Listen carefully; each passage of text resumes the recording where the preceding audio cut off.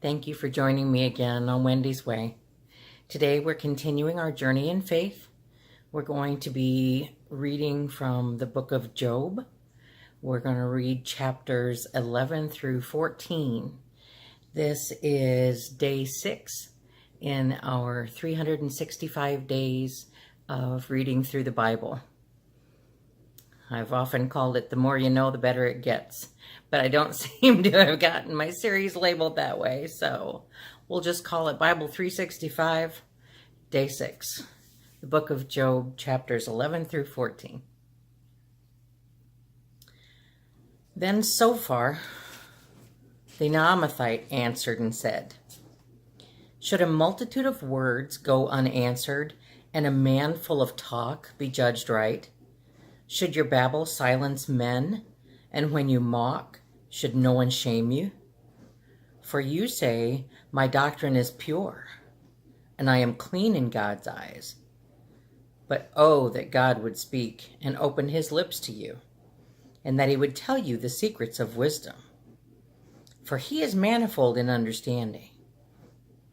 Know then that God exacts of you less than your guilt deserves.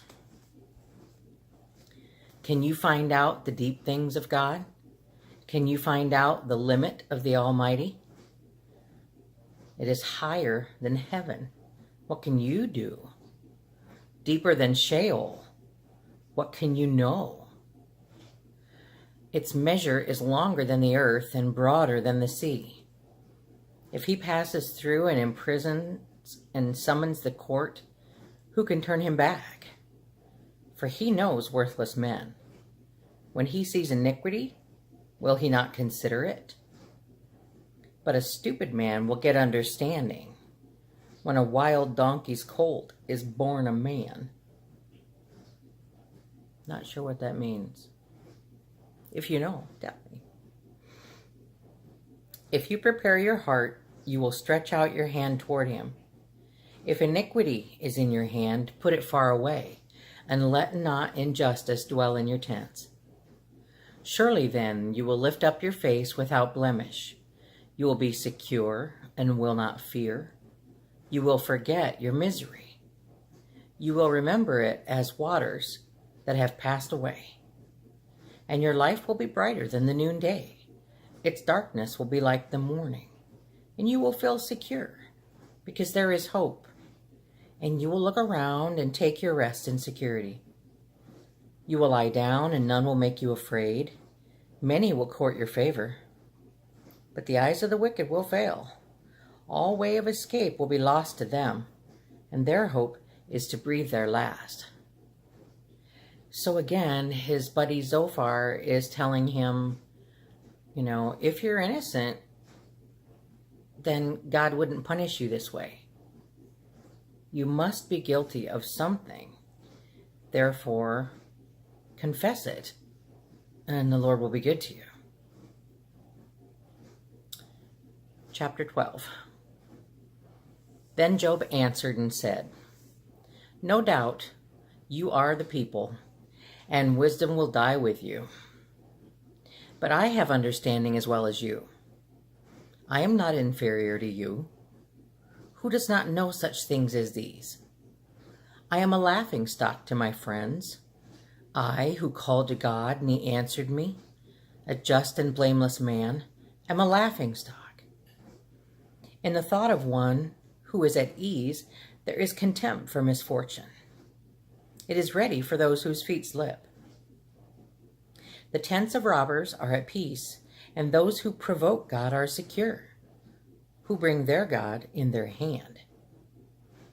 But ask the beasts, and they will teach you, the birds of the heavens, and they will tell you, or the bushes of the earth, and they will teach you, and the fish of the sea will declare to you. Who among all these does not know that the hand of the Lord has done this? In his hand is the life of every living thing and the breath of all mankind." I have that verse underlined in my Bible.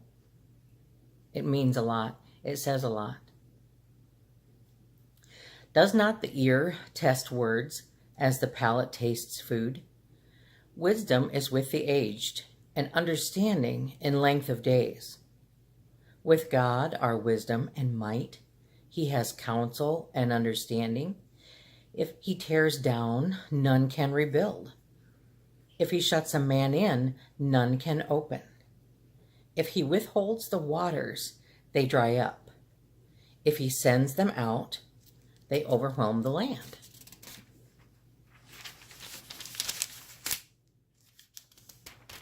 With him are strength and sound wisdom. The deceived and the deceiver are his.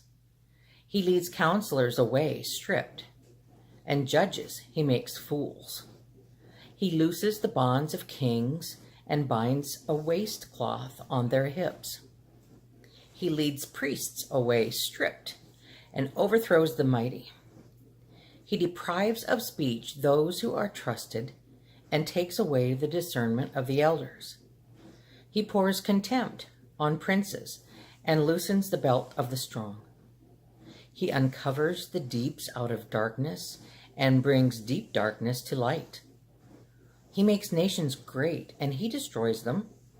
He enlarges nations and leads them away.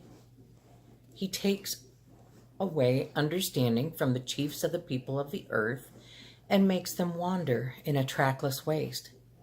They grope in the dark without light, and he makes them stagger like a drunken man. Chapter 13. Job continues. Behold, my eye has seen all this. My ear has heard and understood it. What you know, I also know. I am not inferior to you. But I would speak to the Almighty, and I desire to argue my case with God. As for you, you whitewash with lies. Worthless physicians are you all. Oh, that you would keep silent, and it would be your wisdom. Hear now my argument, and listen to the pleadings of my lips. Will you speak falsely for God and speak deceitfully for him? Will you show partiality toward him? Will you plead the case for God? Will it be well with you when he searches you out? Or can you deceive him, as one deceives a man? He will surely rebuke you, if in secret you show partiality. Will not his majesty terrify you, and the dread of him fall upon you? Your maxims are proverbs of ashes. Your defenses are defenses of clay. Let me have silence, and I will speak, and let come on me what may. Why should I take my flesh in my teeth, and put my life in my hand? Though he slay me, I will hope in him. Yet I will argue my ways to his face. This will be my salvation, that the godless shall not come before him. Keep listening to my words, and let my declaration be in your ears. Behold, I have prepared my case. I know that I shall be in the right. Who is there who will contend with me? For then I would be silent and die. Only grant me two things, that I will not hide myself from your face. Withdraw your hand far from me, and let not dread of you terrify me. Then call, and I will answer, or let me speak, and you reply to me. How many my iniquities and my sins? Make me know my transgression and my sin. Why do you hide your face and count me as your enemy? Will you frighten a driven leaf and pursue dry chaff? Will you write bitter things against me and make me inherit the iniquities of my youth? You put my feet in the stocks and watch all my paths. You set a limit for the soles of my feet. Man wastes away like a rotten thing, like a garment that is moth-eaten. Chapter 14. Job continues. Man who is born of a woman is few of days and full of trouble. He comes out like a flower and withers. He flees like a shadow and continues not. And do you open your eyes on such a one and bring me into judgment with you? Who can bring a clean thing out of an unclean? There is not one. Since his days are determined, and the number of his months is with you, and you have appointed him his limits that he cannot pass, look away from him and leave him alone, that he may enjoy, like a hired hand, his day. For there is hope for a tree, if it be cut down, that it will sprout again, and that its shoots will not cease. Though its root grow old in the earth, and its stump die in the soil, yet at the scent of water it will bud and put out branches like a young plant. But a man dies and is laid low. Man breathes his last, and where is he? As waters fail from a lake and rivers waste away and dries up, so a man lies down and rises not again. Till the heavens are no more, he will not awake or be roused out of his sleep.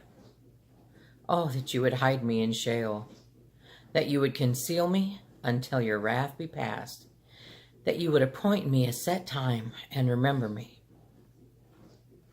If a man dies, shall he live again? All the days of my service I would wait till my renewal should come. You would call, and I would answer you. You would long for the work of your hands. For then you would number my steps. You would not keep watch over my sin. My transgression would be sealed up in a bag, and you would cover over my iniquity.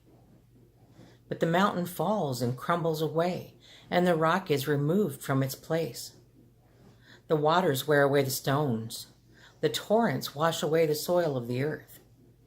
So you destroy the hope of man. You prevail forever against him, and he passes. You change his countenance and send him away. His sons come to honor, and he does not know it. They are brought low, and he perceives it not. He feels only the pain of his own body, and he mourns only for himself.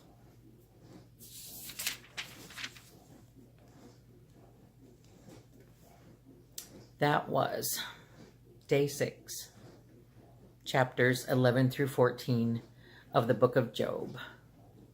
I thank you for joining me today on Wendy's Way in this walk in faith, our Bible 365. I hope you'll join us again tomorrow. May the Lord that blesses me so heartily every day bless you as well, now and forever. Amen.